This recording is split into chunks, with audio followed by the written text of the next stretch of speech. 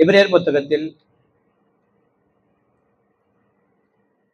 5ஆம் அதிகாரம் 12வது வசனத்தை வாசிங்க. காலத்தை பார்த்தால் போதகராய் இருக்க வேண்டிய உங்களுக்கு தேவனுடைய வாக்கியங்களின் மூல உபதேசங்களை மறுபடியும் உபதேசிக்க வேண்டியதா இருக்கிறது. நீங்க பலமான ஆகாரத்தை அல்ல, பாலே உண்ணத்தக்கவர்கள் ஆனீர்கள். அல்லேலூயா, ஸ்தோத்திரம். இன்னொரு வசனத்தை கூட எடுத்து வாசிக்கலாம். 1 யோவான் 3ஆம் அதிகாரம் 2வது வசனத்தை வாசிப்போம். இப்பொழுது தேவனுடைய பிள்ளைகளாய் இருக்கிறோம். ஆமென். இனி எவ்விதமாய் இருக்கும் என்று இன்னும் வெளிப்படவில்லை. ஆகிலும் அவர் வெளிப்படும் போது அவர் இருக்கிற வண்ணமாகவே நாம் அவரை தரிசிப்பதனால் அவருக்கு ஒப்பாய் இருப்போம் என்று அறிந்திருக்கிறோம். இன்னொரு வசனத்தை கூட வாசிக்கலாம். அது 4ஆம் அதிகாரத்துல 17வது வசனத்தை வாசிக்கலாம். நியாயத்தீர்ப்பு நாளிலே நமக்கு தைரியம் உண்டாயிருக்கத்தக்கதாக அன்பு நம்மிடத்தில் பூரணப்படுகிறது.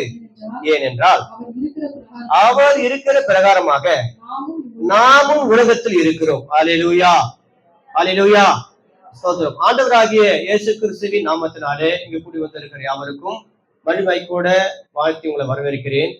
இந்த நாளிலவை கூட இந்த 3 வசனங்களை நம்ம வாசிப்பதுடைய காரியம் என்னவென்று சொன்னால், எபிரேயர்ல நம்ம வாசித்தோம். நீங்க காலத்தை பார்த்தால் போதகரா இருக்க வேண்டிய உங்களுக்கு மறுபடியும் நான் என்ன கொடுக்க வேண்டியதா இருக்குது? பாலை கொடுக்க வேண்டியதா இருக்குது. அதாவது மூல உபதேசங்கள் மறுபடியும் உங்களுக்கு உபதேசிக்க வேண்டியதா இருக்கிறது. நீங்க இன்னும் குழந்தையா இருக்கிறதுனால இன்னும் நான் என்ன பண்ணுங்க, பாலை தான் கொடுக்கணும். ஆனா நீங்க இப்போ வளர்ந்து என்னவா இருக்கணும்? கறி மீனை இப்படிப்பட்ட கனமான ஒரு ஆகாரத்தை புசிக்கணும். நல்லா கறியை சாப்பிடணும், நல்லா மீனை சாப்பிடணும், நல்லா நல்லா இப்படிப்பட்ட சாப்பாடை சாப்பிட வேண்டியதா இருக்க வேண்டியது. நீங்க இன்னும் என்ன பண்ணிட்டு இருக்கிறீங்க? பாலை குடிக்கிறீங்க என்று சொல்றாரு. இதே அப்போஸ்தலனாகிய யோவான் நிருபத்துல வாசிக்கும் போது 3:2 வாசித்தோம். அதுல என்ன சொன்னாக்கா, நாம இப்போ தேவனுடைய பிள்ளையா இருக்கிறோம். நல்லா கவனிங்க, இப்ப நம்ம தேவனுடைய பிள்ளையா இருக்கிறோம். ஆனா இனி எப்படி இருக்குவோம் என்று சொல்லி நமக்கு தெரியல. ஆனால் எப்படி இருப்போம் சொன்னா, அவர் எப்படி இருக்கிறாரோ அப்படி நம்ம இருப்போம். அதுல எந்த சந்தேகம் இல்லை. ஏன்னா அவர் பரிசுத்தர். அதாவது அவர் எங்க வாசம் பண்றாரு? போன வாரத்துல பார்த்தா எங்க வாசம் பண்றாரு? பரிசுத்தத்துல வாசம் பண்றாரு. அப்ப அந்த இடத்துல அசுத்தம் கிடையாது. நான் ஒரு அசுத்தமானவன் அவரோட கூட வாசம் பண்ண முடியாது. ஏன்னா அந்த இடம் பரிசுத்த இடம். பரிசுத்தமா இருக்கும் இந்த மாதிரி அங்க வாசம் பண்ண முடியும். ஆகியதான் தான் சொல்றாரு இவரு, அவர் எப்படி இருக்கிறாரோ அவர் பரிசுத்தர், அதே போலதான் நாமும் இருப்போம் சொல்றாரு. அதே இன்னொரு இடத்தையும் சொல்லும் போது கூட நம்ம வாசித்தோம். 3ஆம் அதிகாரம் 4ஆம் அதிகாரம் 17 வாசித்தோம். அப்போ அவர் இருக்கிற பிரகாரமா நாம என்ன பண்ணுவோம்? இருக்கணும். இங்கேயும் அதை நம்ம பார்க்கிறோம். அல்லேலூயா, ஸ்தோத்திரம். ஆக மொத்தத்துல நல்லா கவனிங்க, ஸ்தோத்திரம். நாம அவரை போல மாறணும். அல்லேலூயா. எங்க மாறணும்? அங்க போய் மாற முடியாது. எங்க மாறணும்? இங்கேயே மாறிடணும். அல்லேலூயா. எத்தனை பேர் சொல்றீங்க?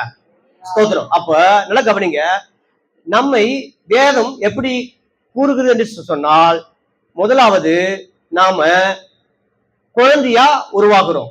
அவர் விசுவாசிக்கும் போது ஒரு பிள்ளைய பிறக்கிறோம், குழந்தையா இருக்கிறோம், குழந்தை. 2வதாக புருஷனா மாறுறோம். 2வது எப்படி மாறுறங்க? ஒரு குழந்தை என்ன பாத்துங்க, எப்பா கல்யாணம் பண்ற போறாம்பா, புருஷனா வராம்பா, புருஷன். 3வதாக வேதம் சொல்லுகிறது அந்த புருஷன் பூர்ண புருஷனா மாறணும். 3வது. 4வதாக தேறினவனாக மாறுறான். 4வதாக தேறினவனாக மாறுறான். வேதம் அப்படித்தான் சொல்லுது. 5வதாக தேவ மனுஷனாய். அததான் இப்ப நம்ம வாசித்தோம். அவர் இருக்கிறாரு, அவரோடு கூட நாமும் எப்படி இருப்போம்னு சொல்லி நமக்கு தெரியாது. ஆனாலும் அவர் எப்படி இருக்கிறாரோ எப்படி இருப்போம்? அப்படியே அவரை போல நாமும் அப்படியே இருப்போம். அப்ப அதுக்கு தேவ மனுஷனா மாறணும். அப்ப இதெல்லாம் கவனிக்க பிரியமானவர்களே, வேதம் நம்மை இப்படி குழந்தையாக பிறக்க வச்சு, பிறகு புருஷனாக, பிறகு பூர்ண புருஷனாக, பிறகு தேறியவனாக, பிறகு தேவ மனுஷனாக படிப்படியாய் என்ன பண்ணுங்க மாறி வர வேண்டும் சொல்லி நமக்கு வேதம் நமக்கு கற்பிக்கிறது. சொல்லாமா? அல்லேலூயா, ஸ்தோத்திரம். அப்ப நல்லா கவனிங்க. அப்ப முதலாவது பார்க்கும்போது குழந்தை நம்ம எப்படி பிறக்கிறோம், குழந்தை நம்ம எப்படி வர்றோம், வேதம் நமக்கு தெளிவா சொல்லுகிறது. யோவான் 1ஆம் அதிகாரம் 12 நம்ம வாசித்தோம் என்று சொன்னால், யோவான் 1:12 அவருடைய நாமத்தின் மேல் விசுவாசம் உள்ளவர்களாய் அவரை ஏற்றுக்கொண்டவர்கள் எத்தனை பேர்களோ அத்தனை பேர்களும் தேவனுடைய பிள்ளைகளாகும்படி அவர் என்ன பண்றாரு, அதிகாரம் கொடுக்கிறார் என்று சொல்லி பார்க்கிறோம். பிறகு பார்த்தேன்னு சொன்னாக்கா அதே யோவான் 3:3 3வது வசனம் சொல்லுகிறது, இயேசு அவனுக்கு பிரயோஜனமாக ஒரு மறுபடியும் பிறவாவிட்டால் தேவ ராஜ்யத்தை காண மாட்டான் என்று மெய்யாக மெய்யாக உங்களுக்கு சொல்லுகிறேன் என்று சொல்லி அங்க சொல்றாரு. அப்போ ஒரு மனுஷன் மறுபடியும் பிறக்கணும். பிறக்கும் போது என்ன பண்றாங்க, அந்த தேவ ராஜ்யத்தை என்ன பண்ண முடியும், அவர் இருக்கிற இடத்துல நம்ம போக முடியும் என்று சொல்லப்பட்டிருக்கிறது. அப்ப நல்லா கவனிங்க. அப்போ குழந்தை பருவம் முதலாவது டாபிக் நம்ம பாக்குறோம், குழந்தை நிலை.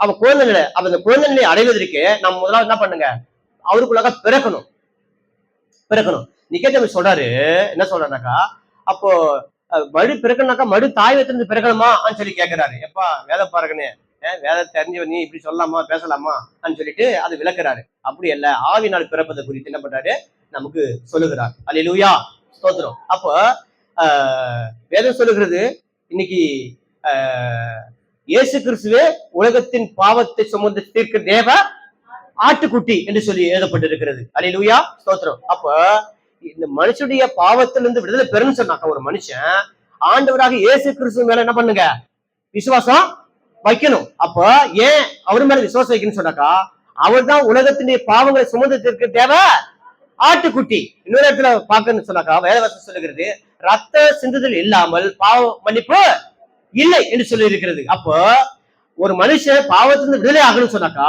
ரத்தம் சிந்தப்பட வேண்டும்.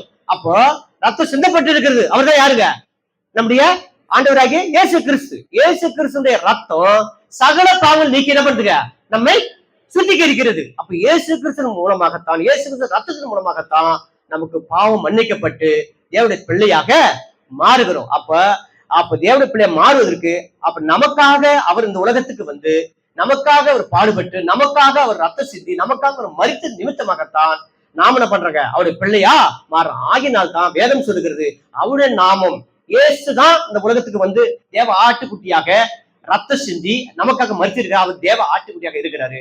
அவரை நம்ம என்ன பண்ணுங்க, விசுவாசிக்க வேண்டும். அதனாலதான் சொல்றாரு, அவருடைய நாமத்தின் மேல் விசுவாசம் உள்ளவர்களாய் அவரை ஏற்றுக்கொண்டவர்கள் எத்தனை பேர்களோ அத்தனை பேர் தேவடைய பிள்ளைகளாக அதிகாரம் கொடுக்கிறார். அப்ப மறுபடியும் ஒரு மனுஷன் என்ன பண்ணுங்க, பிறப்புது. இதுதான் இங்க சொல்லப்படுற ஒரு மனுஷன் மறுபடியும் பிறப்புது என்பது என்னது, அவருடைய நாமத்தில் விசுவாசம் வைக்கும் போது அந்த மனுஷன் என்ன பண்றாங்க, பிறக்கிறான். அப்போ நம்முடைய பாவங்கள்லாம் என்ன பண்றாரு, கர்த்தர் மன்னிக்கிறார். இன்னைக்கு உலகத்தை பாத்தீங்கன்னு சொன்னாக்கா பாவங்கள் அநேக வழிகள் மூலமாக மன்னிக்கப்படுகிறதுன்னு சொல்லி உலகம் சொல்லுகிறது. உலகத்தில் உள்ள மனுஷர்கள் பல்வேறு மதத்தினர்கள் சொல்றாங்க, அங்க ஒரு நாட்டுக்கு போனா அந்த பாவங்கள் மன்னிக்கப்படும், இந்த நீர்ல முழுகினாக்கா இதனால பாவங்கள் மன்னிக்கப்படும், இங்கே போய் இந்த பாவத்தை நம்ம தொலைக்கலாம் சொல்லி, மலைகளுக்கு போனா பாவத்தை தொலைக்கலாம்னு சொல்லி சொல்லப்படுகிறது. ஆனால் வேதம் தெள்ள தெளிவாக சொல்லப்படுகிறது. பிரியமானவர்களே, ஸ்தோத்திரம். தேவனாகிய இயேசு கிறிஸ்து இந்த உலகத்துக்கு அனுப்பி அவர் ரத்தத்தின் மூலமாகத்தான் பாவம் மன்னிப்பு உண்டாகுதுன்னு சொல்லிட்டு தெள்ள தெளிவா எழுதப்படுகிறது. பிரியமானவர்களே, ஆகினால் தான் அவருடைய நாமத்தின் மேல என்ன பண்ணுங்க, விசுவாசம் வைக்க வேண்டும். அல்லேலூயா. இந்த இடத்த கூட பாத்தீங்கன்னு சொன்னாக்கா ஒருவன் மறுபடியும் பிறக்க விட்டால் தேவனுடைய ராஜ்யத்தை என்ன பண்ண மாட்டான், பிரவேசிக்க மாட்டான்னு சொல்லி இதே கூட உலகம் எப்படி சொல்லு சொன்னாக்கா மறுபிறப்பு என்று சொல்லி சொல்லப்படுகிறது. என்ன எப்படி சொல்றாங்க, மறுபிறப்பு. ஒரு மனுஷன் நல்ல காரியங்களை செஞ்சா, நல்ல மனுஷன் நம்ம வாழ்ந்தா அவன் நல்லவனாக இன்னொரு பிறப்பு பிறப்பான் என்று சொல்லப்படுகிறது. அப்படி அல்லவே அல்ல. எந்த ஒரு மனுஷன் மறுபிறப்பு என்பதை சொல்லி ஒன்றும் இல்லவே இல்லை. வேதம் தெள்ள தெளிவாக சொல்லுகிறது. ஏனென்றால் ஒரு மனுஷன் பிறந்தா அவன் ஒண்ணு நியாயத்திற்கு அடையணும், ரெண்டாவது என்ன பண்ணும், தேவனுடைய மகிமையில அவன் என்ன பண்ணுங்க, ஏறெடுக்கப்பட வேண்டும். இதுதான் அவன் நியாயத்திற்கு அடையணும். அவ்வளவுதான். தேவனுடைய ராஜ்யத்துல என்று நிச்சயமாக வாழணும். தேவன் மனுஷன் முதல் மனுஷன் படைக்கும் போதே, அந்த மனுஷன் படைக்கும் போதே எப்படி படிச்சா தெரியுமா, நம்மை போல உண்டாக்குவோமாக. அல்லேலூயா சொல்லமா, நம்மை போல உண்டாக்குவோம். அப்ப தேவன் நம்மை போலனா அவர் சொல்றது, நம்ம பிதாக்குமன் பரிசுத்தவான்கள் இருக்கிறா, அது நம்மை போல பன்மையில குறிக்கிறது. அப்ப நம்மை போல உண்டாக்குவோம் சொன்னா அவன் எப்படி இருக்கா, நித்திய நித்தியமாக வாழ்கிறார். கடவுள் எப்படி இருக்கிறாருங்க, நித்திய நித்தியமாக வாழக்கூடியவர், முடிவில்லாதவர், மரணம் இல்லாதவர், நித்தியமானவர், சாவாமை உள்ளவர். அப்படிதான் கடவுள் நம்மை படைத்தார். எப்ப அந்த மனுஷன் பாவம் செஞ்சாலும் அப்போதே ஆவிக்குரிய மரணத்துக்குள்ளாக விழுந்து விட்டார். அதை மாற்றுவதற்காகத்தான் ஆண்டவராகிய இயேசு கிறிஸ்துவை தேவன் இந்த உலகத்துக்கு என்ன பண்ணாருங்க, அனுப்பினார். அப்ப இந்த உலகம் இதே போலதான், இயேசுவை போலதான் நிறைய காப்பிகள் உண்டாயிருக்கிறது. எப்படி எப்படி பண்றாங்க இன்னைக்கு நிறைய மனுஷங்க என்ன பண்றாங்க, இவர் இயேசு கிறிஸ்துவ அந்நியத்துல, அதாவது அந்நிய நாட்டுல பிறந்ததுனால அவர் அந்நியராகவே நினைக்கிறாங்க. நினைச்சு ஏன் நம்ம நாட்டுல நிறைய பேர் பிறந்து நல்லவர்களாக வாழ்ந்து கடவுளா மாறி இருக்கிறாங்க. முக்தி அடைந்தவர்களை என்ன பண்றாங்க, வணக்கம் பண்றாங்க, வணங்குறார்கள். அது இந்த உலகத்துல உண்டு. முக்தி அடைஞ்சிட்டாரு, அப்படிப்பட்ட வணக்கம் உண்டு. அவர்கள் முன்பாக நம்ம பாவம் மன்னிக்கப்படும் சொல்லி சொல்லப்படுகிறது. ஆனால் தெல்ல தெளிவாக வேதம் சொல்லுகிறது, என்னால எல்லாமல் ஒருவன் தேவனுடைய ராஜ்யத்துக்கு வர முடியாது. ஆண்டவராக இயேசு கிறிஸ்துவால மட்டும்தான் பாவங்களை மன்னிக்கப்பட முடியும். ஆண்டவராக இயேசு கிறிஸ்து நானே வழி சத்திய ஜீவனமா இருக்குன்னு சொல்லியிருக்கிறார். அவரால் எல்லாமல் தேவனுடைய ராஜ்யத்துக்கு, பரலோக ராஜ்யத்துக்கு, மோட்சத்துக்கு போகவே முடியவே முடியாது. அல்லேலூயா. அது நன்றாக புரிந்து கொள்ளுங்க பிரியமானவர்களே. ஆகினால்தான் அந்த ஆண்டவராக இயேசு கிறிஸ்து மேல நம்பிக்கை வைத்து விசுவாசம் வைத்து மறுபடியும் பிறக்கிறத இங்க குறிக்கிறது. இன்றைக்கு இதையே தவறான முறையில மறுபடியும் பிறப்ப என்ன பண்றாங்க, காக்கா என்ன பண்றாங்க, வைக்கிறாங்க. என்னது மறுபிறப்பாக என்ன பண்றாங்க, பித்திருக்கள். பேசாதீங்க, கவனிங்க, பேசாதீங்க. என்ன பண்றாங்க, எங்க அப்பா கூட என்ன பண்ணாங்க, காக்கா சோறு வைக்கல சொன்னாங்க. எங்க அப்பா தேவனுடைய ராஜ்யத்துல இருக்கிறார். அல்லேலூயா. எங்க அப்பா, ஆமா, எங்க அப்பா காக்காலாம் வந்துடல, காக்காவா வந்துடல. ஆமா, நீங்க காக்காக்கெல்லாம் சோறு வைக்கிறீங்கன்னு சொன்னாக்கா அவங்க யாரா பார்த்தாங்க? ஆமா, ஸ்தோத்திரம். மறுபிறப்பு நமக்கு ஆடாகவோ கோழியாகவோ பன்னியாகவோ இப்படி பிறப்பான்னு சொல்லி கிடையாது. அது முதலாவது தேவனுடைய பிள்ளைகளாக நாம் அதை புரிஞ்சு கொள்ள வேண்டும், அறிஞ்சு கொள்ள வேண்டும். அல்லேலூயா, ஸ்தோத்திரம். அப்புறம் பாத்தீங்கன்னு சொன்னாக்கா குரு வணக்கம். அப்புறம் இன்னொன்னு பாத்தீங்கன்னா மரித்தவர்களுடைய வணக்கம். இப்போ ஒருத்தர் மரிச்சுட்டான்னு சொன்னாக்கா அவங்க என்ன பண்ணாங்க, தெய்வமாக மாறிட்டாங்க. அவர்களை வணங்குறது, மருத்துவர்களை வணங்குறது, அதுவும் தேவனுடைய அனுமதி கிடையவே கிடையாது. அல்லேலூயா. தேவனை மட்டுமே தான் வணங்கணும். மருத்துவருடைய வணக்கம் நம்மகிட்ட கிடையாது. மருத்துவ வணங்குறது தவறு. மருத்துவர்கள் தேவனாக ஒரு நாளும் மாற முடியாது. தேவனோட கூட வேணா போலாம், தேவனாக மாற முடியாது, கடவுளாக மாற முடியாது. ஆமா. அப்ப உலகத்துல இந்த வணக்கம் உண்டு. மருத்துவர்கள் வணங்குறாங்க. ஒரு வீட்டுல அப்படிதான் சொன்னாங்க, 2 பிள்ளைங்க அவங்களுக்கு. ஏமா அவன் நல்லா இருக்கிறா, அவ வருஷம் வருஷம் அவங்க அப்பா என்ன பண்றா, வணங்குறா, அதனால அவன் நல்லா இருக்கிறா. நீ எங்க அப்பா மதிக்க மாட்ற, வருஷம் வந்தா நீ என்ன பண்ண மாட்ற, அவர் வணங்க மாட்ற, நினைவு நாள் சொல்லுவாங்கல்ல, அந்த நினைவு நாள் நீ கை கொள்ள மாட்ற. அவங்க ரட்சிக்கப்பட்டு இருக்கிறாங்க, சொல்லிட்டாங்க, விவரமா சொல்லிட்டாங்க. அவன் நல்லா இருக்கணும்னா காரணங்கள், பல காரணங்கள் இருக்கலாம். இதனால்தான் சொல்லி சொல்லாதீங்க, நான் இப்படி இருக்குன்னா கடவுள் என்னை இப்படிதான் வச்சிருக்கிறார், நான் இப்படிதான் இருப்பேன், என்ன ஒருவேளை மாத்தினா அவர் கடவுள் மாத்துவாரு, அதை வச்சு நீ எனக்கு தப்பு கணக்கு போடாதீங்க. தெல்ல தெளிவா சொல்லிட்டாங்க. மருத்துல வணங்குறது பெரிய பாவம். மாட்டாங்க, உடனே மாட்டாங்க. ஆமா, யாரோ நம்ம சபையில கூட வச்சுக்கலாம், நம்ம சபையில கூட இருக்கணும் வச்சுக்கலாம். இப்படி தவறான காரியங்கள். எங்க அப்பா நல்லா வைப்பாரு, செத்துட்டாக்கா எங்க அப்பா நல்லா வைப்பாரு, வேண்டிக்கணும், அவர் அங்கிருந்து நமக்காக வேலை செய்வாரு, பெரிய தவறு. அப்புறம் குரு வணக்கம். மாதா பிதா குரு, குரு வணக்கம். குரு வணக்கம் என்ன? குரு வணக்கம் ஒரு முக்தி அடைகிறவங்க குருவாக இருந்து. இன்னைக்கு பங்களா அடிக்கிற வணங்குறாங்க தெரியுமா? பங்களா அடிக்கிற வணங்குறாங்க தானே, பங்காளர் அடிகளார். சொல்லிக் கொள்ளாதிருங்கள், நான் ஒருவரே குரு, இயேசு கிறிஸ்து ஒருவரே குரு. அல்லேலூயா. அதுக்கும் புள்ளி வச்சாரு. நீங்க இப்படி குருக்கெல்லாம் உருவாகுவாங்க, அவங்களால நீங்க வணங்க ஆரம்பிச்சிருவீங்க. நான் ஒருவரே குரு, இயேசு கிறிஸ்து ஒருவரே குரு. அல்லேலூயா, ஸ்தோத்திரம். வணங்கப்படத்தக்கவர் அவர் ஒருவரே தான். அதான் உங்களை யாரும் என்ன பண்ணாதீங்க, குருக்கள் சொல்லி சொல்லாதீங்க சொல்லிட்டாரு, முட்டிப்புள்ளி வச்சுட்டாரு.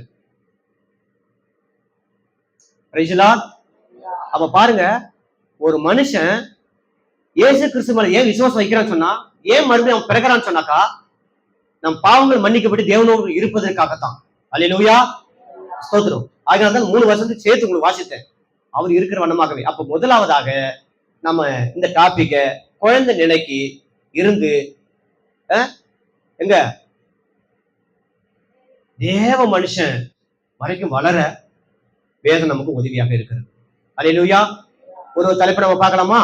ஓகே, நம்ம பார்க்கலாம். குழந்தை. 1 கொரிந்தியர் 3ஆம் அதிகாரம் 1-3 வரைக்கும் வாசிக்கலாம். மேலும் சகோதரரே, நான் உங்களை ஆவிக்குரியர்கள் என்று எண்ணி உடனே பேசக்கூடாமல் மாம்சத்துக்குரியவர்கள் என்றும் கிறிஸ்துவுக்கு குழந்தைகள் என்று எண்ணி பேச வேண்டாயிற்று. நீங்க பலன் இல்லாதவர்கள் ஆனதால் உங்களுக்கு போஜனை கொடாமல் பாலை குடிக்க கொடுத்தேன். இன்னமும் நீங்க மாம்சத்துக்குள்ள இருக்கிறபடியால் இப்பொழுதும் உங்களுக்கு பலன் இல்ல. போராமையும் வாக்குவாதமும் பேதகங்களும் உங்களுக்குள் இருக்கிறபடியால் நீங்க மாம்சத்துக்குள்ள இருந்து மனுஷ மார்க்கமா நடக்கிறீர்கள் அல்லவா? ஹல்லேலூயா, ஹல்லேலூயா, ஸ்தோத்திரம். அப்ப நல்லா கவனிங்க. நான் உங்களை ஆவிக்குள்ள எண்ணி உங்களுடைய பேசக்கூடாமல் மாம்சத்துக்குள்ள இருந்து கிறிஸ்துக்குள் குழந்தைகள் எண்ணி பேச விரும்புறேன்ல வேண்டியதாயிற்று. குழந்தைக்கு பேச வேண்டியதாயிற்று. ஏன்? நீங்க இன்னும் எப்படி இருக்கீங்க? மாம்சத்துக்குரியவர்களாக இருக்கிறீங்க. குழந்தைகளா இருக்கிற அர்த்தம் என்னது? மாம்சத்துக்குரியவர்களாக இருக்கிறோம்.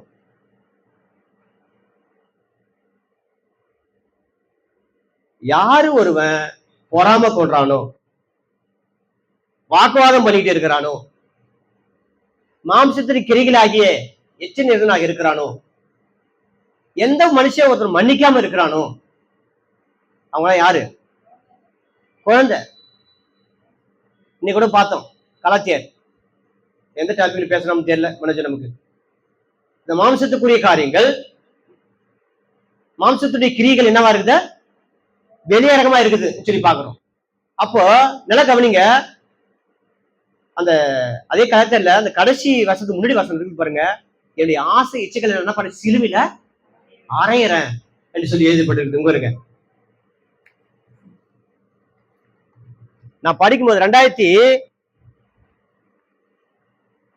2002 படிக்கும்போது எனக்கு டீச்சரா இருக்கிற எனக்கு நல்ல ஒரு ஆவிக்குரிய தலைவரா இருக்கிற டாம் வாக்கர் அவர்கள் அவங்க குடும்பத்துக்கு அவர் தனிப்பட்ட வாழ்க்கையில எடுத்த தீர்மானத்தை அவங்க சொல்லி கொடுத்தாரு. அவங்க பிள்ளைங்களுக்கு சொல்லுவாரு, 5 தீர்மானம் ஜெபம் பண்ணிட்டப்பா, இந்த நம்ம வீட்டு வாசப்படிய வெளியே தாண்டறதுக்குள்ளாகவே நீ ஜெபம் பண்ணிட்டியா, 5 தீர்மானம் எடுத்துட்டியா, கேட்டுதான் அனுப்புவாரோம் பிள்ளைய. அந்த 5 தீர்மானத்தை சொல்ற பாருங்க. இயேசு கிறிஸ்து என் வாழ்க்கையின் எஜமான். நான் பாவத்துக்கு மரித்திருக்கிறேன். நான் என் சரீர அவயங்களை தேவனுக்கு அர்ப்பணிக்கிறேன். 4வது, நான் என் சரீர அவயங்களை சிலுவையில் அறைகிறேன். 5வது, நான் தேவனுடைய சர்வத வர்க்கங்களை எடுத்துக்கொள்கிறேன் என்கிற தீர்மானத்தை ஜெபம் பண்ணிட்டு கடைசி அந்த தீர்மானத்தை பண்ணிட்டு தான் வெளில போகணும்னு சொல்லுவாரு அவங்க அப்பா பிள்ளைகளை.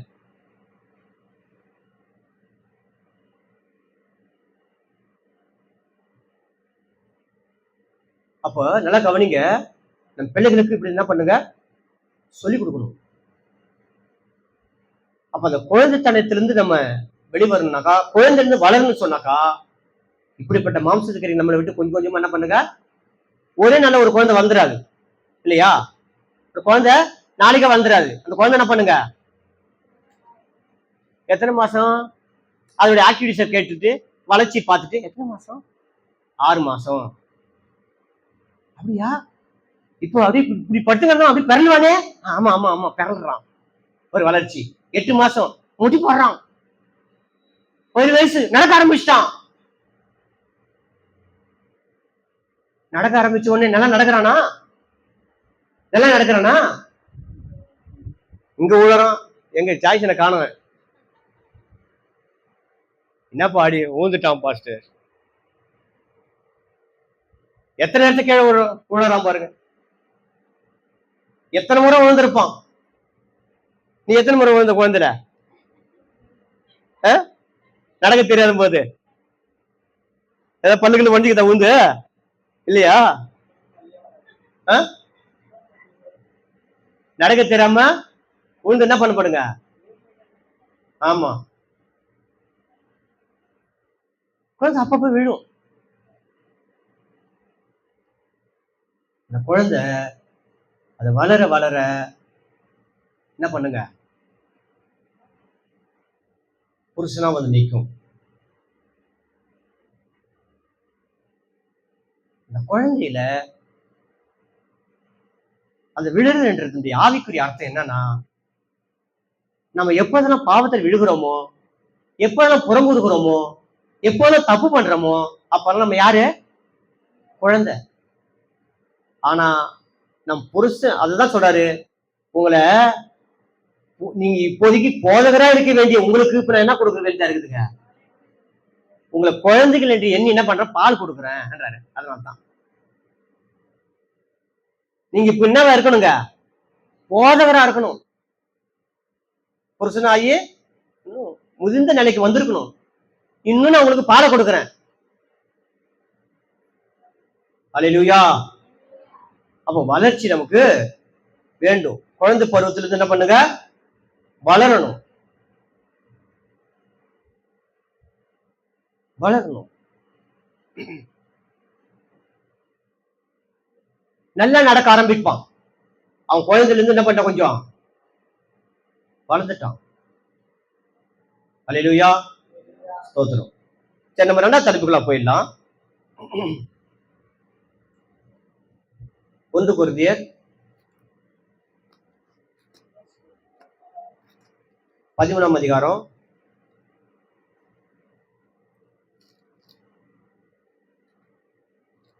1 கொரிந்தியர் 13:11 வசனத்தை வாசிக்கலாம். நான் குழந்தையா இருந்த போது குழந்தையை போல பேசினேன், குழந்தையை போல சிந்திச்சேன், குழந்தையை போல யோசித்தேன். நான் புருஷனான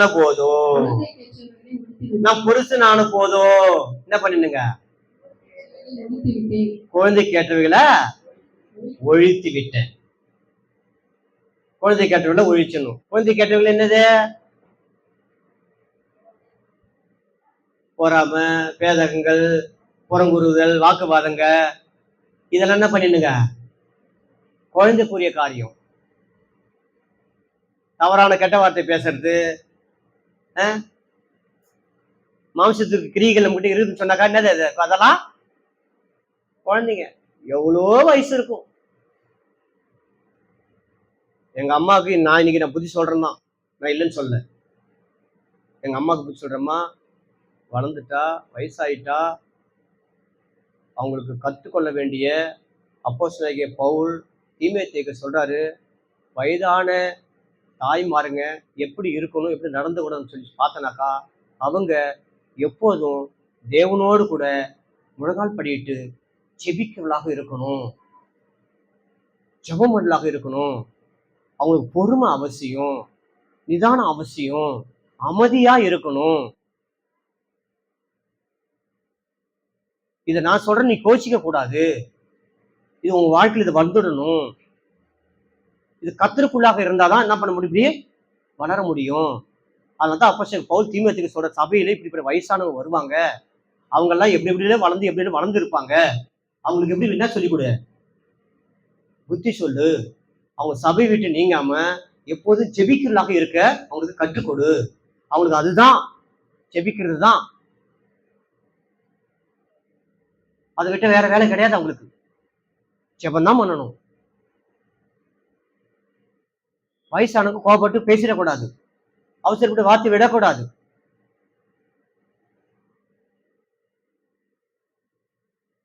எங்க அம்மா வெளில இருந்துட்டாங்க, கொஞ்ச நாள் கூட இருக்கும்போது அவங்க நான் சொல்லிக் கொடுத்தேன். நான் ஒரு பிள்ளையார்னு சொல்லிக் கொடுக்கல, நான் ஒரு ஆண்டோட ஊழியக்காரன். ஊழியக்காரனா இருந்த நிலையில சொல்லிக் கொடுத்தேன்.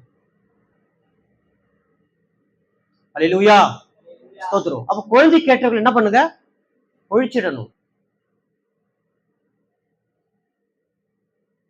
எப்படி வரணுங்க?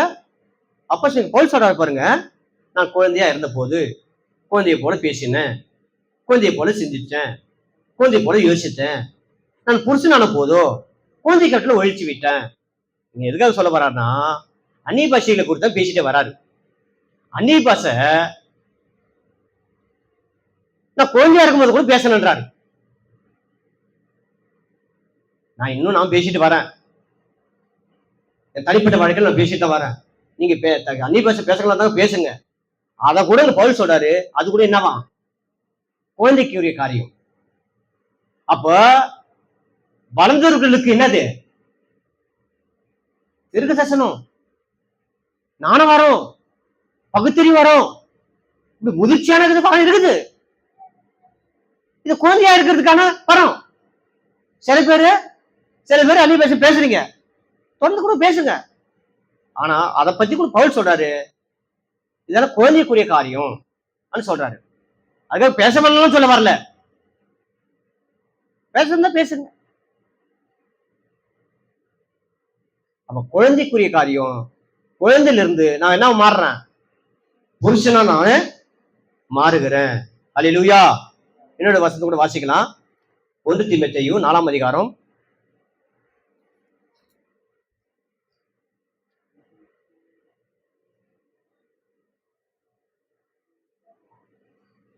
12 இருந்து வாசிக்கலாம், தொடர்ந்து 16 வரைக்கும். உன் இளமையை குறித்து ஒருவனும் உன்னை அசட்டை பண்ணாதபடிக்கு நீ வார்த்தையிலும் நடக்கையிலும் அன்பிலும் ஆவியிலும் விசுவாசத்திலும் கற்பிலும் விசுவாசிகளுக்கு மாதிரியா இரு.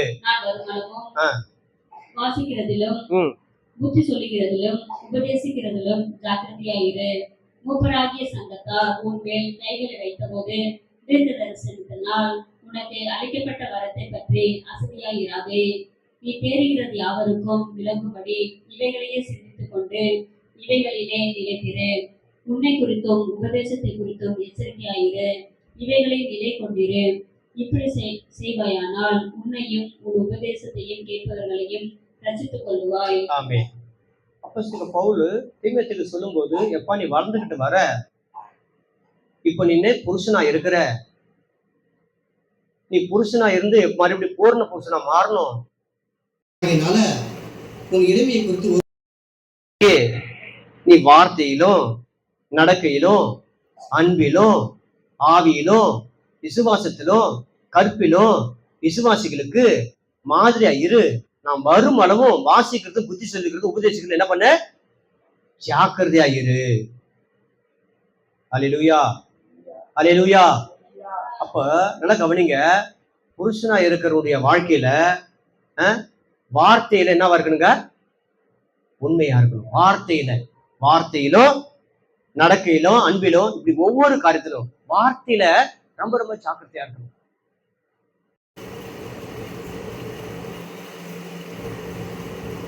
நேத்து ஒரு மாதிரி பேசுறான், இன்னைக்கு ஒரு மாதிரி பேசுறான்டா, மாத்தி பேசுறான்டா. வார்த்தையில உண்மை இல்லை. அவன் யாரா இருக்கிறான், குழந்தை. நமக்கு நஷ்டமே வந்தாலும் பேசுற வார்த்தை என்ன பண்ணக்கூடாதுங்க, மீறக்கூடாது. ஒருத்தர் அப்படிதான், ஒரு ராஜா ஆண்டோட வாக்கு விட்டு போயிட்டாரு. நான் போயிட்டு ஜெயிச்சுட்டு வந்தேன்னா என் எதிர வர எதுவாக இருந்தாலும் நான் உங்களுக்கு தந்துடுறேன்னு சொல்லிட்டாரு. அதே மாதிரி ஜெயிச்சுட்டு வராரு, அவன் பிள்ளை வந்து ஏற்று நிற்கிறான்.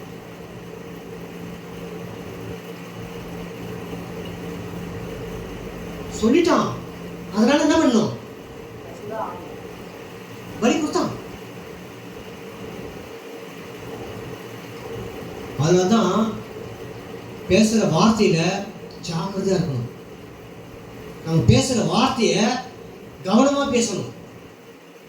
ஏன்னா வேலை சொல்லுகிறது, உன் வார்த்தையில கரெக்டா இருக்கணும். ஒரு வார்த்தை சொல்லிட்டா நம்ம மாறக்கூடாது, மீறக்கூடாது. உன் வார்த்தையில கரெக்டா இரு, உன் நடக்கையில கரெக்டா இரு, அன்புல கரெக்டா இரு, ஆவில எப்போதும் அனலாயிரு, விசுவாசத்துல வல்லவனாயிரு, கற்பில ரொம்ப ரொம்ப ஜாக்கிரதையா இரு, விசுவாசத்துல நல்லா வளர்ந்து பெருகு. இது எல்லாவற்றிலும் விசுவாசிகளுக்கு என்ன வரு, ஒரு மாதிரியா இரு. நான் முதலாவது சொல்றேன், பிரியமானவர்களே, வார்த்தையில ஜாக்கிரதையா இருங்க. நமக்கு நஷ்டமே வந்தாலும் கூட வார்த்தை சொல்லிட்டு அதை நிறைவேற்றி முடிக்கணும். மீறக்கூடாது, மாற்றக்கூடாது.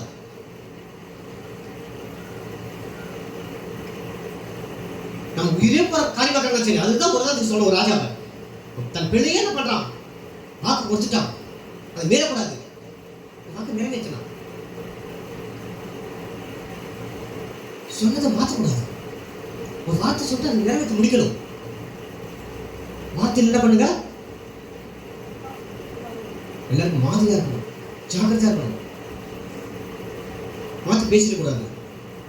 இப்படிதான் நம்ம என்ன பண்ணுங்க, தேறி வரணும். நீ தேர்கிறது யாவருக்கும் விளங்கும்படி இவைகளையே சிந்தித்து இவைகளையே நினைத்திரு. உன்னை குறித்தும் உபதேசத்தை குறித்தும் எச்சரிக்கையாக இவைகளில் நிலை கொண்டிருந்து இப்படி செய்வாயானால் உன்னையும் உபதேசத்தையும் கேட்கிறவர்களையும் ரட்சித்துக் கொள்ளுவாய். எப்பா நீ பூர்ண புருஷனா இருக்கிறது என்ன பண்ணு, உன் வார்த்தையில கரெக்டா இருக்கு. அப்போ நல்ல கவனிங்க, புருஷ தன்மைக்கு இப்போ ஒரு பிள்ளை வளர தெரியும். ஒரு பிள்ளை வளர பிள்ளை சின்ன பிள்ளையா இருக்குது, இது வளர்ந்து வச்சுன்னு வச்சுங்களா, 18, 20, 21 வயசு ஆயிடுச்சு, நல்லா காலேஜ் முடிச்சுட்டு நம்ம வேலை ஜாயின் பண்ணிட்டு வேலைக்கு போயிட்டு வச்சுக்கா, ஒரு பிள்ளைக்கு திருமணம் பண்ணணும். பிள்ளை வளர்ந்துடுச்சு, பேர் என்னது, மதிவதனி வளர்ந்துடுச்சு.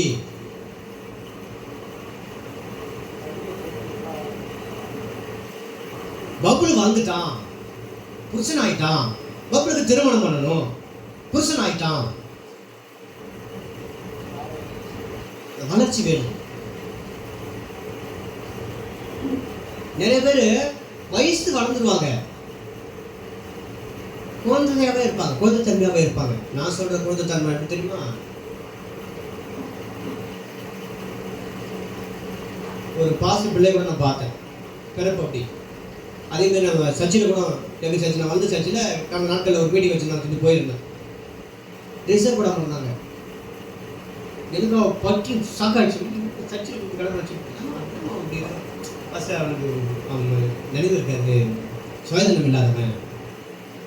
ஏன்னா அதுக்கு முக்கியமாக போகிறது ஒரு ஜெட்டி செடிலாம் போகிறது இல்லையா சொல்லிட்டு, இல்லை பஸ் அதெல்லாம் பழகிடுச்சு, அப்படியே அவன் இருந்துட்டான், அப்படி விட்டுட்டோம். அப்ப பாருங்க, வயசு வாலிப வயசு 20, 21 வயசு இருக்கும். ஆனா என்ன இல்லை, இன்னும் குழந்தையாவே இருக்கணும். ஆனா புருஷனா இருக்க வேண்டியவன்.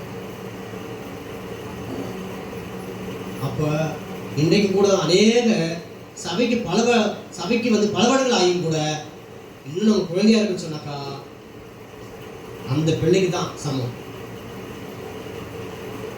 எப்படியா பாருங்க, வருடங்கள் ஆக நம்ம எப்படி மாறணும், புருஷனா மாறணும். அல்லேலூயா. புருஷன் முதலாவது குழந்தை, இரண்டாவது புருஷன், மூன்றாவது எடுத்து வாசிப்போம். யாக்கோபு 3ஆம் அதிகாரம், யாக்கோபு 3ஆம் அதிகாரம் 2ஆவது வசனத்தை வாசிக்கலாம். நம்ம எல்லோரும் அநேக விஷயங்கள் தவறுகிறோம். ஒருவன் சொல் தவறாதனானால் அவன் பூரண புருஷனும் சரீரம் முழுவதையும் கடிவாளத்தினாலே அடக்கிக் கொள்ளக்கூடியவனுமாய் இருக்கிறான். பாருங்க, பூரண புருஷன் எப்படி இருக்கணும், சொல் தவறாதனாக இருக்க வேண்டும். புருஷன் வார்த்தையில் எப்படி இருக்கணுங்க, உண்மையா இருக்கணும்.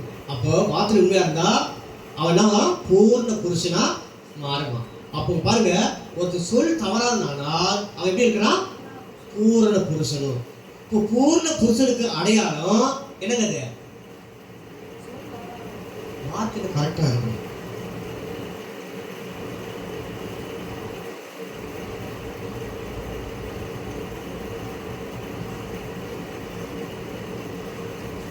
நம்ம இன்னைக்கு ஒரு வார்த்தை கேட்டு சரி ஒருத்தவங்க கடன் கொடுக்குறாங்கன்னு வச்சுங்களேன், அப்போ நாளைக்கு வாப்பா கண்டிப்பாக தரேன்னு சொல்லிட்டு நம்ம பண்ண வச்சுக்க, நம்மகிட்ட சரி நாளைக்கு வாப்பா இப்படியே சொல்லணும்னு வச்சுக்க, அவனை நம்ம நம்புவோமா?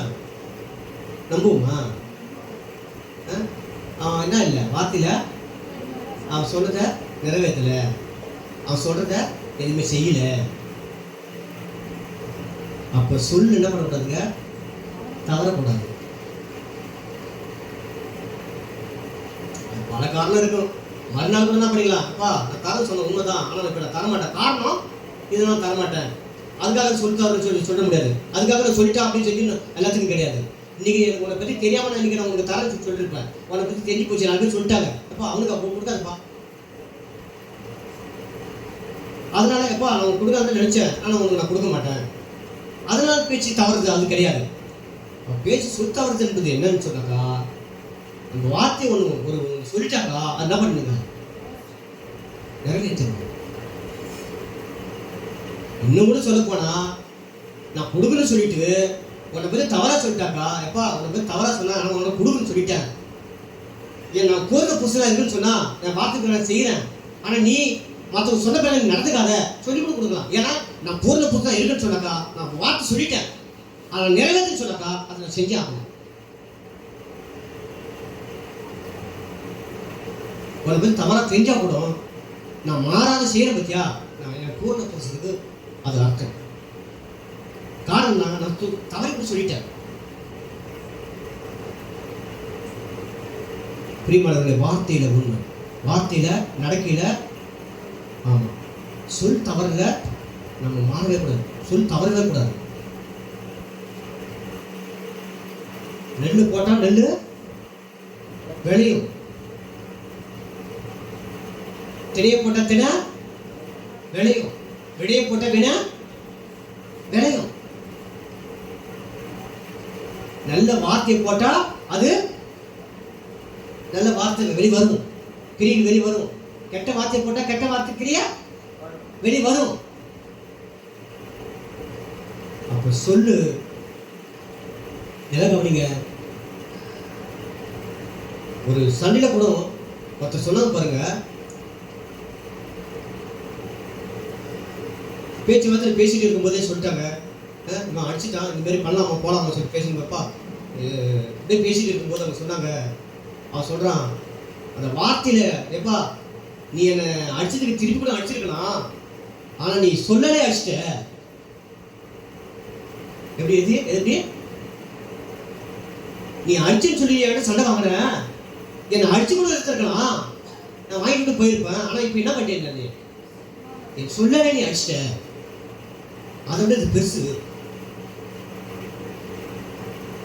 அப்ப வார்த்தையால ஒருத்தர் என்ன பண்ண முடியுங்க, வேலை சொல்லுகிறது வார்த்தை கொள்ளுமா. அல்லேலூயா அல்லேலூயா. அதை பத்தாலும் சொல்றாரு, வார்த்தை பத்தாலும் சொல்றாரு யாக்கோபு. ஏன் சொல்றாருனாக்கா, இந்த நாக்கு இந்த நாக்கு அது சொல்றாரு. உதாரணத்துக்கு சொல்றாரு பாருங்க, ஒரு கடிவாளத்துக்கு ஒப்பிட்டு சொல்றாரு, ஒரு கப்புடைய சுக்கானுக்கு ஒப்பிட்டு சொல்றாரு, ஒரு நெருப்புக்கு ஒப்பிட்டு சொல்றாரு. இந்த நாக்கு நாவும் நெருப்பு தானா.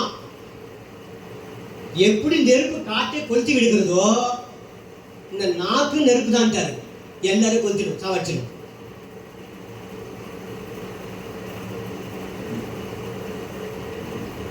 வார்த்தையால கொள்றவங்க நிறைய பேர் உண்டு, நிறைய பேர் கொலை வழக்கெல்லாம் உண்டு. ஒருத்தவன் தற்கொலை பண்ணிட்டு செஞ்சுட்டான்னு வச்சுக்கா, அதை நோண்டி அதை ஆராய்ந்து பார்த்தாக்கா இவன் எதனால செத்தான்னு சொன்னாக்கா, இவன் தான் ஏதோ சொல்லி என்ன பண்ணிருக்கிறான், மன உளைச்சல்ல செத்துருக்கிறான். அப்ப அதனால அவன் கொலைகாரன். தெரியுமா உங்களுக்கு? ஒருத்தரை சொல்லி ஒருத்தர் சாகுறான்னாக்கா அவன் கொலைகாரன். ஒருத்தரை வார்த்தையினால கொல்ல முடியும். தேவனோட வார்த்தை இருப்புக்கும் கருப்புள்ள பட்டயம்.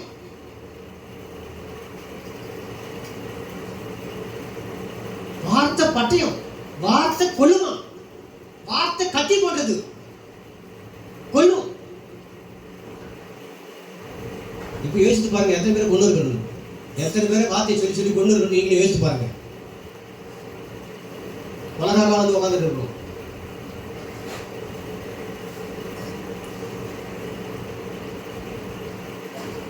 நானும் நிறைய பேரை சாவடிச்சிருக்கிறேன், நானும் கோகாரம் தான். வார்த்தையால் சொல்லி எத்தனை பேர் சாவடிச்சிருக்கிறேன், நானும் ஒரு கோகாரம் தான். அல்லேலூயா. என்ன புடிச்சிட்டு பிள்ளையர் மேல உட்கார்ந்துருக்கீங்க? என்ன பண்ணுது உங்களுக்கு? இந்த வார்த்தை ஏதாவது பண்ணணும் உங்களை. எதுவுமே பண்ணாம உட்கார்ந்து இருக்கிறீங்களே. வார்த்தையில ஜாக்கிரதை வேண்டும். இந்த வார்த்தை பத்தி வாயை பத்தி சொல்லும் போது தான் சொல்றாரு, வாய் நெருப்பு தான். அதாவது ஒரு சுக்கான் கூப்பிட்டு சொல்றாரு, ஒரு சுக்கான் எவ்வளோ பெரிய கப்பலே என்ன பண்ணுமா, திருப்புமா. எவ்வளோ பெரிய கப்பல் இருக்குது, அவ்வளோ பெரிய கப்பலே ஒரு சின்ன ஒரு சுக்கா என்ன பண்ணிட்டான். நமக்கு புரியுற சொன்னா ஒரு ஆண்பர் இருக்குது இல்லை, நமக்கு ஒரு ஆண்பர் ஒரு வண்டியை, அந்த மாதிரி தான் அவ்வளோ பெரிய கப்பலுக்கும் அதே மாதிரி தான் ஒரு சின்ன சுக்கா தான். அது திருப்பினா என்ன பண்ணுங்க, திருப்புது. அதே போல தான் வாயா, நம்ம வாழ்க்கையே மாத்திரும் இந்த வாயில வார்த்தை. அப்போ ஒரு நல்ல நிலைமைக்கு வாழ்க்கையை மாத்துறதுக்கு நல்ல வார்த்தைகளை பேசணும். ஒரு மனுஷனை கொலை பண்ணணும்னு சொன்னாக்கா அதுக்கேற்ற வார்த்தை சொன்னா அவன் செத்துப்பான்.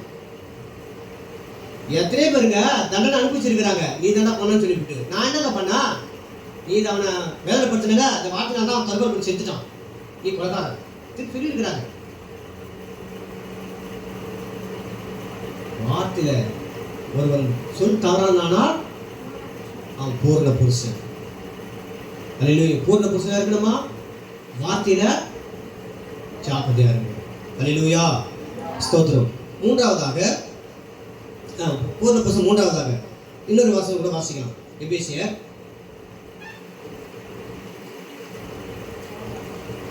சீக்கிரம் முடிச்சிடலாம். அந்த மூணாவது தலைப்பு எபேசியர் 4ஆம் அதிகாரம் 11-12 வாசிக்கலாம்.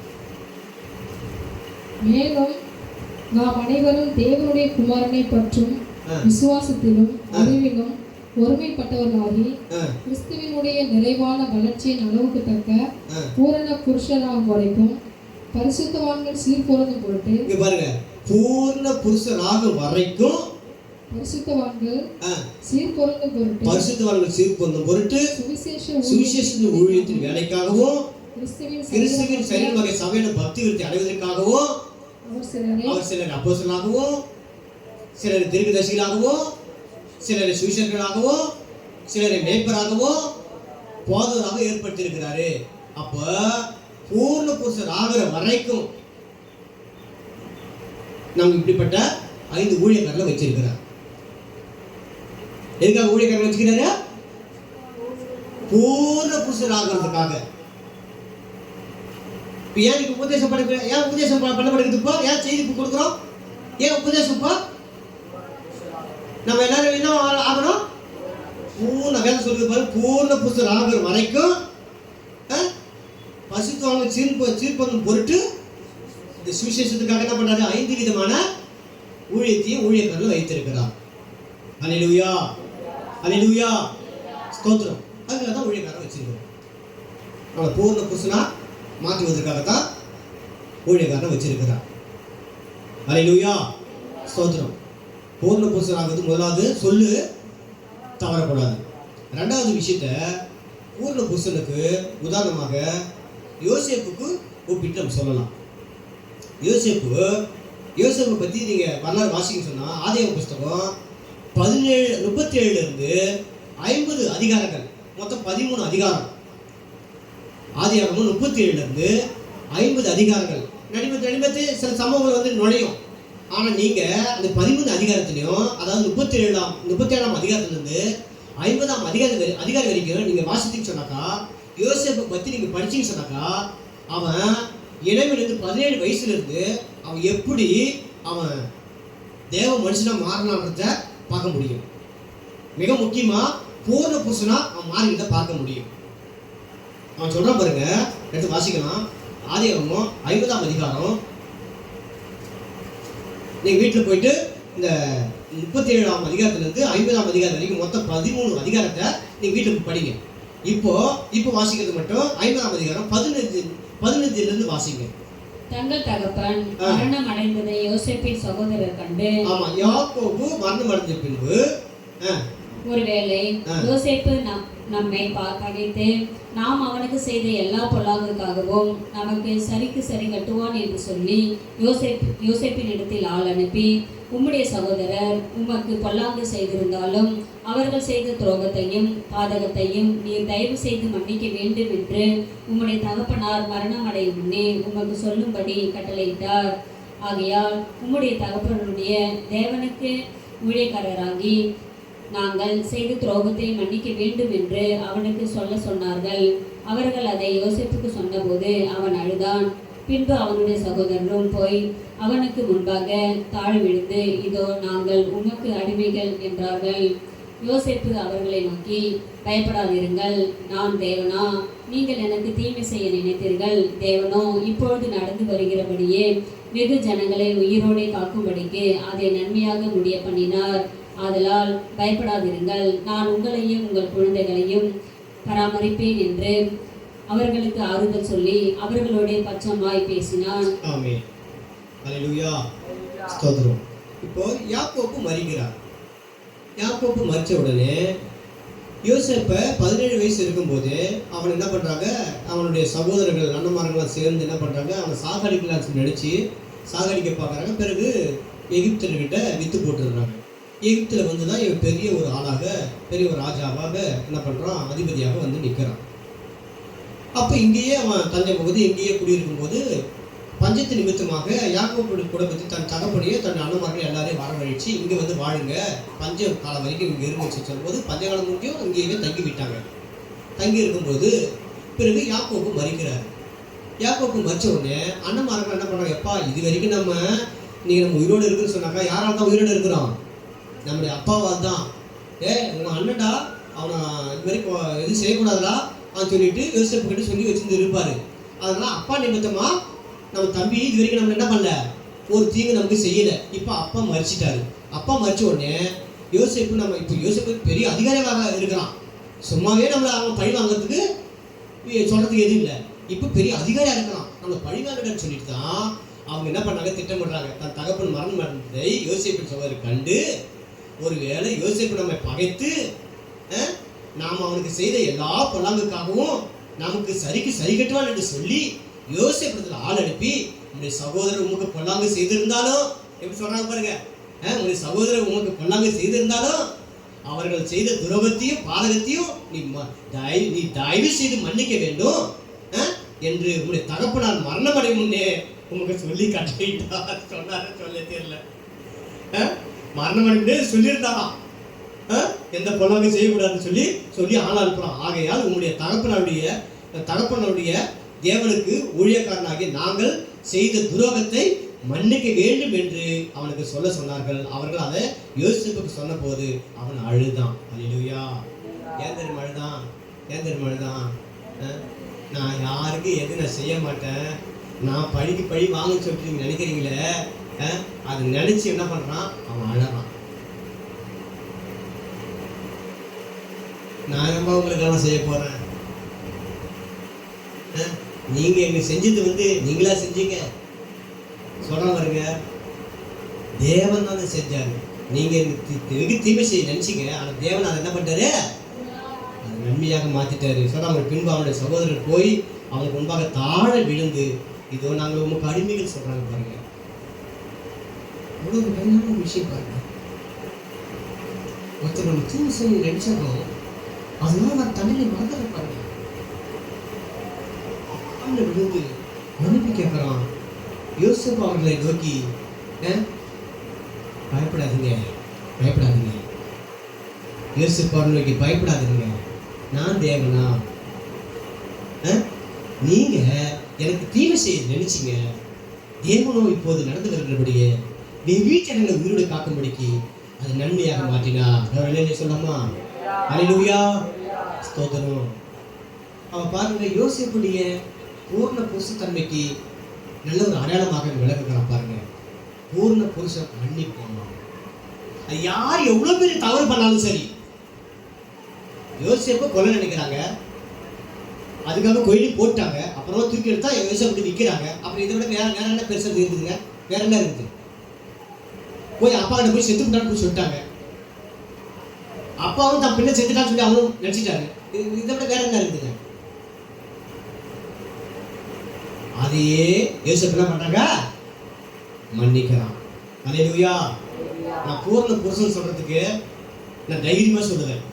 ஏன்னா சின்ன பிள்ளைகிட்ட நான் தவறு பண்ணா கூட, சாரிம்மா பேர் என்னது, மதிவதனி, அதுக்கு மறந்துடுறேன், மதிவதனி சாரிம்மா நான் கேட்பேன். நான் பூர்ண புருஷன் தைரியமா சொல்லுவேன். நான் தப்பு பண்ணிட்டேனா, சாரி மன்னிச்சிருங்க, நான் தப்பு பண்ணிட்டேனா, நான் அதை வாங்கிட மாட்டேன், அது நியாயப்படுத்த மாட்டேன். நான் மன்னிக்கிறவன் பூர்ண புருஷன். வார்த்தையில கரெக்டா இருக்கிறவன் பூர்ண புருஷன். மன்னிக்கிறவன் பூர்ண புருஷன். நீங்க மன்னிக்கிறீங்களா? இல்ல யாராவது மன்னிக்காத இருக்கிறீங்களா? நீங்க இன்னும் என்னவா இருக்கிறீங்க? குழந்தையா இருக்கிறீங்க. இன்னும் புருஷன் நம்பிக்கை வரல, பூர்ண புருஷன் நம்பிக்கை வரல. நீங்க மன்னிக்கிறீங்களா? பூர்ண புருஷன் நம்பிக்கை வந்துட்டீங்க. வார்த்தையில கரெக்டா இருக்கிறீங்களா? பூர்ண புருஷன் நம்பிக்கை வந்துட்டீங்க. அல்லேலூயா. ஸ்தோத்திரம். நான்காவதாக நம்ம பார்க்கலாம், தேறினவனாக. கொலோசியர் 1 அதிகாரம். டைம் போயிடுச்சாப்பா? முடிஞ்சிச்சு. 2 மட்டும் சீக்கிரம் முடிச்சிடணும். கொலோசியர் 1 அதிகாரம் சீக்கிரம் பண்ணுங்க, டைம் முடிஞ்சிச்சு. கொலோசியர் 1 அதிகாரம் 28 வசனம்.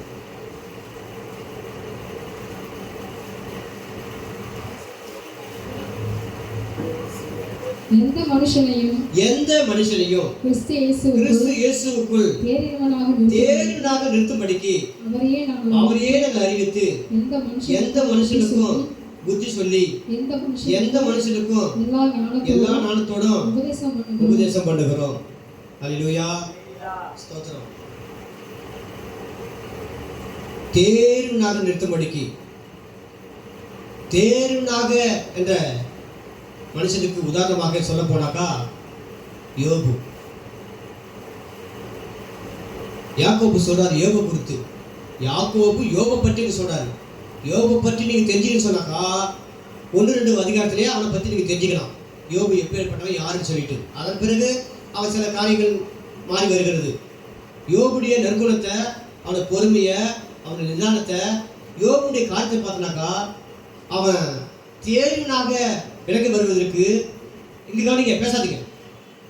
அவன் முதலாவது எப்படி நான் பாருங்க, எல்லாம் இழக்கிறான். ஒரு புறம் சொல்றாங்க, எப்பா உன் ஆடு படம்லாம் செத்து போச்சு. ஒரு சொல்றாங்க நிலமெல்லாம் சுட்டிருக்கப்பட்டுருச்சு. அப்புறம் பார்க்கறான், ஐயோ உன் பிள்ளைகள்லாம் செத்துட்டாங்க. அவன் ரெண்டாவது அனுமதி பெற்று பிசாசு வந்து சொல்றான், சத்து புற வியாதி.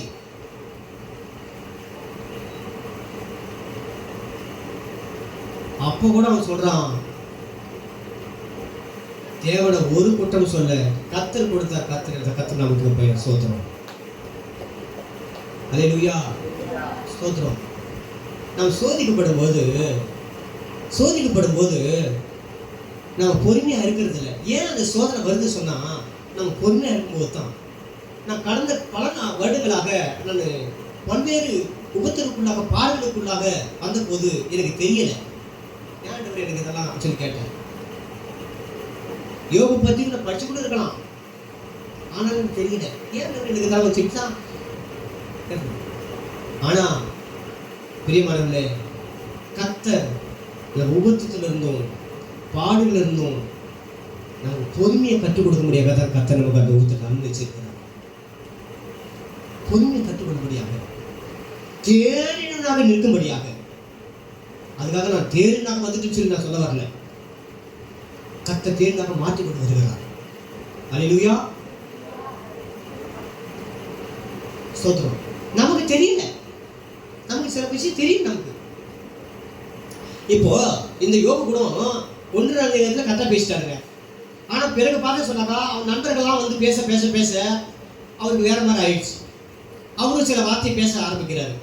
அதன் பிறகு எப்போ அவனை விட்டாக்கா என்ன ஆயிடுவான், இவன் நம்ம எழுதுறோம் போல இருக்குது, இதுக்கப்புறம் விடக்கூடாதுன்னு சொல்லிட்டு என்ன பண்றாரு, கடவுளை இறங்கி வராரு. இறங்கி வந்து லிவேதானே என்கிற ஒரு விலங்கை பத்தி அவர் சொல்றாரு. இன்னும் சில விஷயத்தை பத்தி சொல்லிட்டு வராரு. இதெல்லாம் தெரியும் உனக்கு, இதுகளை உன்னால அடக்க முடியுமா, இதை உன்னால கட்ட முடியுமா, இதெல்லாம் பேசுறாரு. இதெல்லாம் பேசின உடனே அதன் பிறகு அவன் சொல்றான் பாருங்க, யோபுல 42 அதிகாரத்தில் நினைக்கிறேன், தேவரே நீ சகலத்தை செய்ய வல்லவர், நீ செய்ய நினைத்தது தடைபடாது. நான் என் வாயை என்ன பண்றேன், இனிமேல என் வாயை நான் என்ன வசனத்தை சொல்ல மாட்டேங்க, நான் பொத்தி கொள்றேன். அல்லேலூயா. என் வாயை என்ன பண்றேன், நான் பொத்தி கொள்றேன் சொல்றான். சில நேரத்தில் நமக்கு சில விஷயம் தெரியல. ஏன் நமக்கு இது பாடு, ஏன் தேவையில்லாம நம்ம கிட்ட வந்து இப்படி மோதுறாங்க, நமக்கு தெரியாம இருக்கலாம்.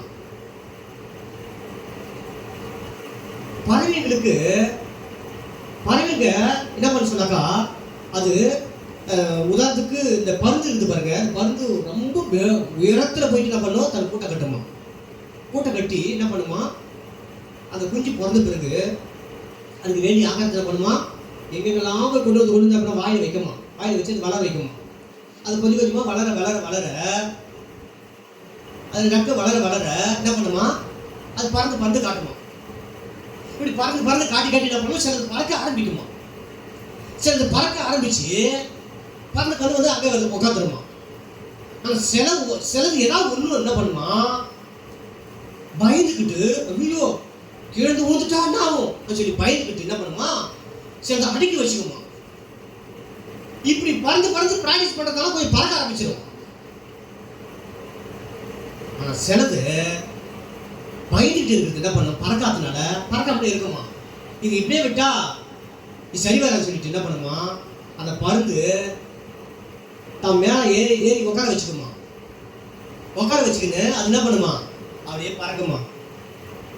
அப்போ அந்த மேலே இருக்கிற அந்த குஞ்சு பறக்க சொல்லும், எங்கள் அம்மா என்னை எவ்வளோ நேசிக்கிறாங்க பத்தியா, என்னால் பறக்க முடியல, ஆனாலும் எங்கள் அம்மா தோல் மேலே வர வச்சு பறக்கிறது எவ்வளோ சூப்பராக தெரியுமா சொல்லிட்டு ஆசை சந்தோஷமா, அப்பா நம்மளால பறக்கணும் பரவாயில்ல, நம்ம ஆத்த நம்ம என்ன பண்ணுறாங்க தோல் மேலே வச்சுக்கிட்டு நம்ம பறக்கிறாங்க சொல்லிட்டு சந்தோஷமா வருமா.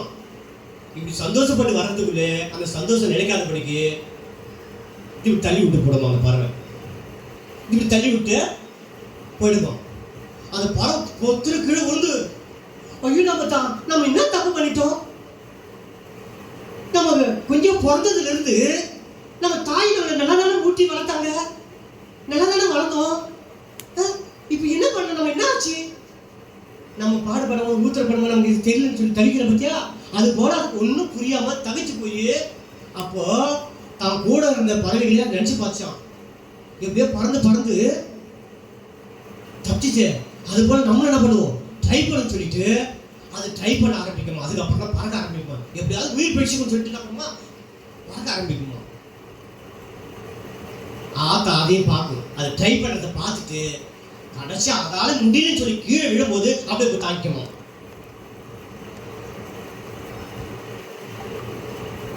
அல்லேலூயா. இது பார்த்தாங்க, அந்த பறவை பார்த்தாங்க, அந்த தாய் எதுக்காக நம்ம விட்டான்னு சொன்னா நம்ம ஒருவரை புரியாத இருக்கலாம். நம்ம எப்படியாவது அந்த பறவை நம்ம போல பறக்கணும்னு சொல்லி தான் என்ன பண்ணுங்க,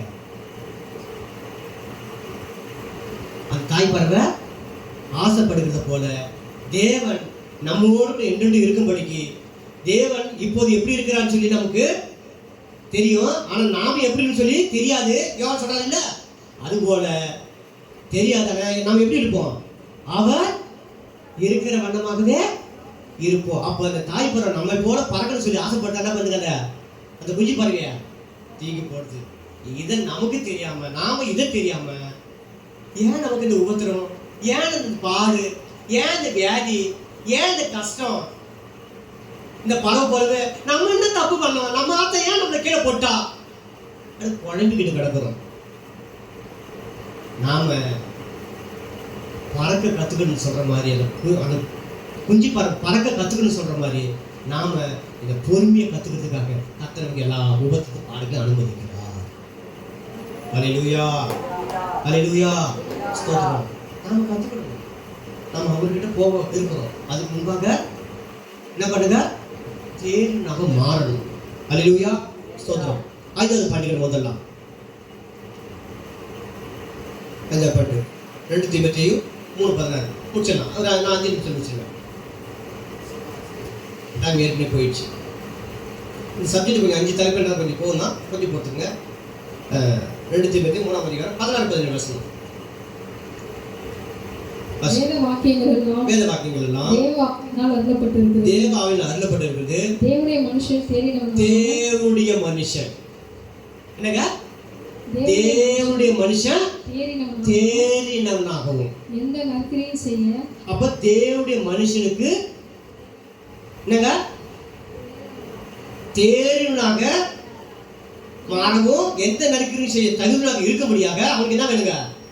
உபதேசம், கலந்து கொள்ளுதல், சீர்திருத்தம், நீதியை படிப்பித்தல், இவைகள்லாம் வேணும். ஏன்? தேறினவனாக மாறணும்னாக்கா அதனால தான் உங்களுக்கு இப்படிப்பட்ட சத்தியத்தை என்ன பண்றோம்? எடுத்துக்கொண்டு வருகிறோம். அல்லேலூயா, அல்லேலூயா, ஸ்தோத்திரம். இன்னொரு வசனத்தை முடிக்கலாம். உபாகமம் 33 உபாகமம் 33 ஒன்றாவது வசனத்தை வாசிக்கலாம். சீக்கிரம் எடுத்து வாசிங்க. தேவனுடைய மனுஷனாகிய மோசே தான் மரணம் அடையும் முன்னே ஸ்தோத்திரம். என்னங்க? தேவனுடைய மனுஷனாகிய மோசே. தான் மரணம் அடையும் இது யார் சொல்றதுங்க? ஆண்டவரே சொல்றாரு. மோசே பார்த்து என்ன சொல்றாருங்க? மோசே பார்த்து என்ன சொல்றாரு?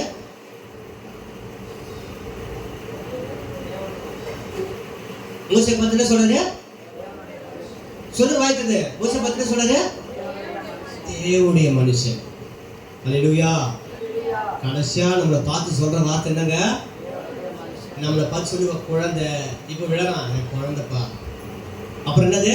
புருஷன் வந்துட்டாப்பா, எப்பா போய் ஜெபிக்கிறோம்ப்பா, இப்போ வேலை வாசிக்கிறோம்ப்பா, இப்போ பிரசங்கம் பண்றப்பா. இப்போ என்ன பண்ணிட்டாங்க? புருஷனை மாற்றாப்பா, எனக்கு திருமணம் ஆகணும்பா. அப்புறம் பூர்ண புருஷன், அப்புறம் தேறினாங்க. கடைசியா நம்மளை பார்த்து சொல்லணும் என்னது? தேவ மனுஷன். அல்லேலூயா, ஸ்தோத்திரம். என்ன சொல்லணும்? சத்யா தேவ மனுஷி. அல்லேலூயா, அல்லேலூயா, ஸ்தோத்திரம். எங்க அப்பாலாம் அவன் வாழ்க்கையில நான் வாலிபனா இருக்கிறேன், இவரெல்லாம் பிறந்திருக்க கூடாது நான் நினைச்சேன். எங்க அப்பா பார்த்து நினைச்சிருங்க, இவரெல்லாம் பிறந்திருக்க கூடாது, இப்படிப்பட்ட ஒரு மனுஷன் பார்த்துக்க கூடாது. அப்படிப்பட்ட மனுஷன் தான் எங்க அப்பா. ஆனா எங்க அப்பா சாகும் போது நான் பார்த்தேன், தேவ மனுஷனை நான் பார்த்தேன். எங்க அப்பா மறிக்கும் போது தேவ மனுஷன், எங்க அப்பா மறிக்கும் போது தேவ மனுஷனை நான் பார்த்தேன். அதனால தான் என்னால தாங்க முடியல அவருடைய இழப்பை. தேவ மனுஷனை பார்த்தேன். தெரியுமா? நம்ம ஆரம்ப காலத்துல எப்படி இருக்கிறோமோ நமக்கு தெரியாது. என்னோட முடிவு தேவ மனுஷன் அந்த குலத்துக்கு போக வேண்டும், தேவ மனுஷன் அந்த குலத்துக்கு போக வேண்டும். அல்லேலூயா. நம்முடைய நிலை ஒவ்வொரு படியாக தேவ மனுஷனா. நம்ம மறிச்சு கிடந்தா தேவ மனுஷன்பா, நல்லபடி அடக்கம் பண்ணணும்பா அப்படி சொல்லணும். தேவ மனுஷன்பா. அல்லேலூயா, அல்லேலூயா. கர்த்தர் தாமே இந்த வார்த்தைகளை ஆசீர்வதிப்பாராக. நம்ம எல்லாரும் எழுந்திருப்போம்.